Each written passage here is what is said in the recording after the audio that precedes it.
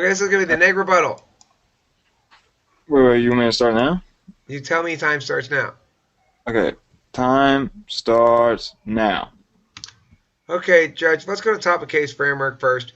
In their case, what my opponents are attempting to do is to suggest that they can compare things exclusively um, to this mathematical criterion that they've established, and that that's going to be sufficient to allow them to win this round without actually arguing the core points within the round. That's what they're hoping you're going to let them do, Judge. Don't let them do that because it's not actually arguing the thing we ought to be debating here.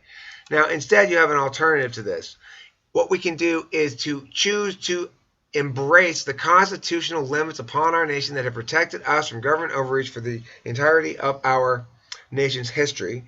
And instead of preferring the opinion of a few mathematicians over the majority of the people in the country regarding what constitutes fairness, we should take a holistic view of fairness and specifically narrow the topic into democratic processes. That way we have a real criterion that narrows the topic and gives us some guidance as to how to adjudicate this round, but we are not locked in to this mathematician's nightmare that my opponents propose. Now, they may be saying these are the fairest ways to represent the will of the people, but what they forget, again, Judge, I'm going to reference back my initial argument to their first framework argument, which is what they forget is that the will of the people is that the government follows the law, namely the Constitution. If the law is the will of the people, then the government following the law must be the will of the people, and therefore it's impossible to imagine a world in which we willfully, intentionally advocate for law-breaking government and still try to claim that that's the most democratic thing in the world. No, it's impossible. It's counter to democracy. It doesn't even fit. It is precluded definitionally. Okay, so now let's go on to their next thing, which is about the. Where's. No! No!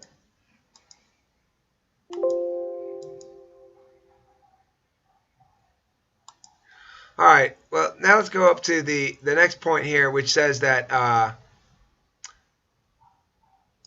it talks about voters in early primary states having disproportionate impact upon the election, and that causing some of the candidates to drop out. However, Judge, this is a good thing because we don't want such a muddled field of candidates. When you have multiple candidates who are splitting a vote, you make it more likely for a bad candidate to emerge as the weaker candidates get eliminated. And so, since we don't want those weaker candidates in there muddling the election for longer. We want them out early on so we have a clearer and clearer choice. We want to give them a chance to be in the election a little while, but then we want them out before they muddy it too much. So as a consequence, the key thing is if we do give the early voters more influence, what does that do? Well, it eliminates some of those early voting options and makes the election more serious earlier on.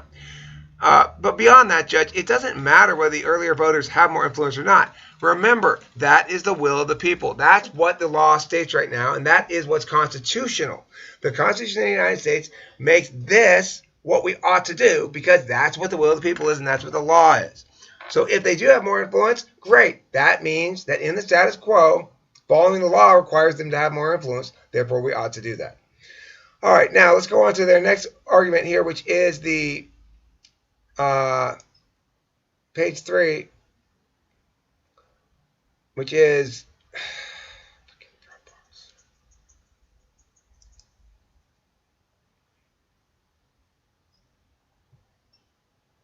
harms of disenfranchising voters. We agree that voter disenfranchisement is harmful. My opponents seem to be mistaking the fact that that because you choose to skew the election badly in one way or the other way against the law, against all reason, against any sort of against any sort of faceted or nuanced understanding of what it means to have a fair and free election. Fucking god damn it! My bad. All right, but anyway, that was shitty. That was such a shitty rebuttal speech. Regardless, Compton, Lacey, Lacey.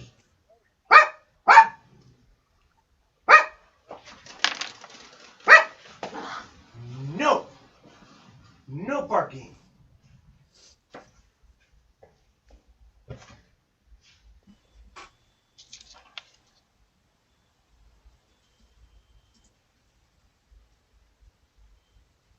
Okay, we are now see. Compton. All right. So now we have the next rebuttal speech. Bran, that's you. Uh, my webcam is not working. All right, we'll just go audio then. If it's not working, it's not working. Okay.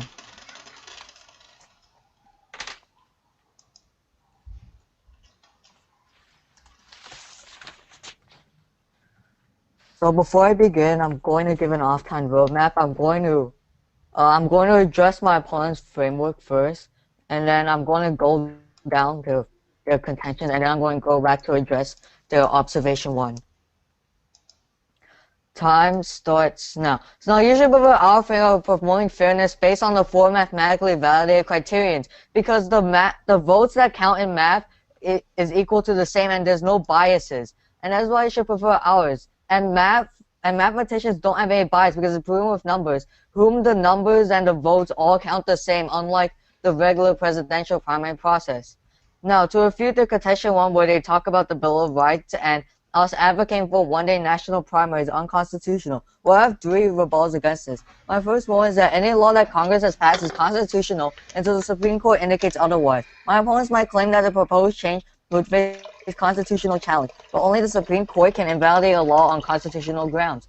My second one is that even if you don't buy that, Judge, we ought to evaluate the constitutionality of a given law according to how people actually interpret the Constitution rather than according to the letter of the law. In the status quo, the Constitution is interpreted broadly. Congress is essentially unrestrained and passes laws about all manner of things that need dealing with.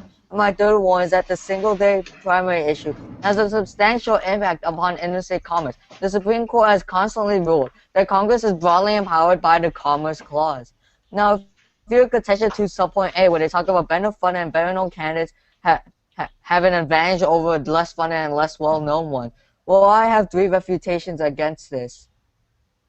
I have three refutations against this. My first one comes from Cooper 2008A.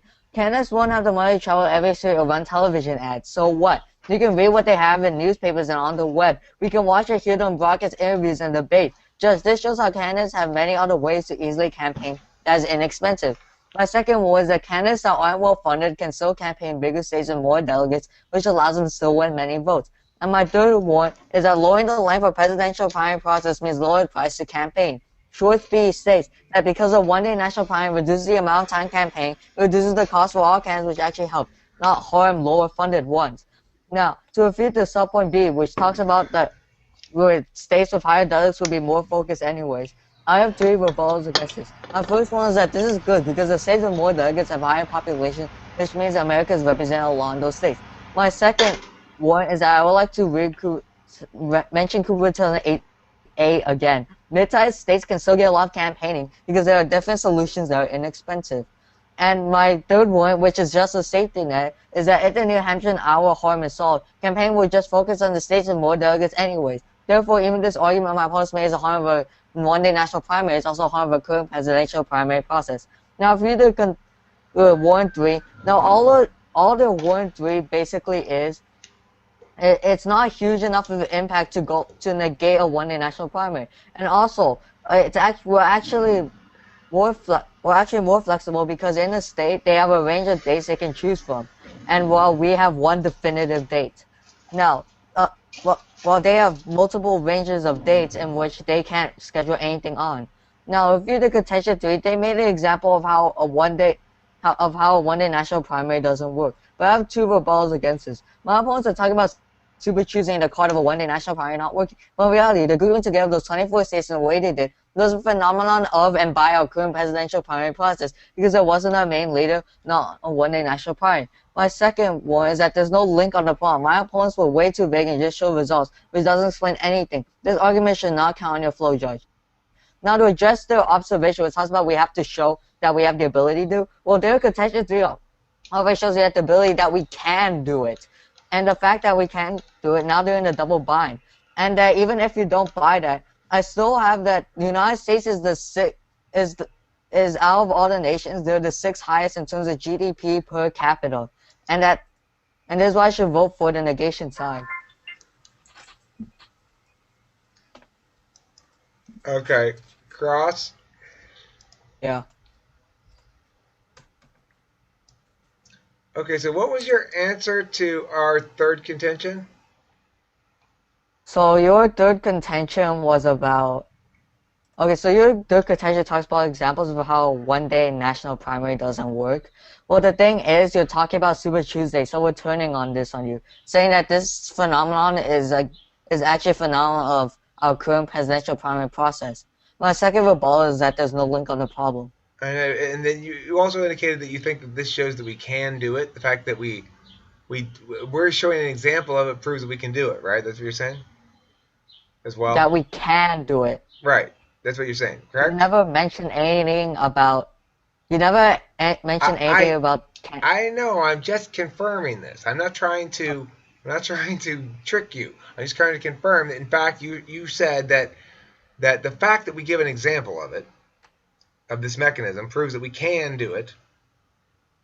Yeah. And you had So those two what? other warrants as well, which were that it's a phenomenon of the status quo, and that number two, it's what was It's too. There's no link on the there's no problem, direct link. Okay, and that you were too vague. okay, Okay. so okay, So go ahead. what did you refute to my contention to? Well,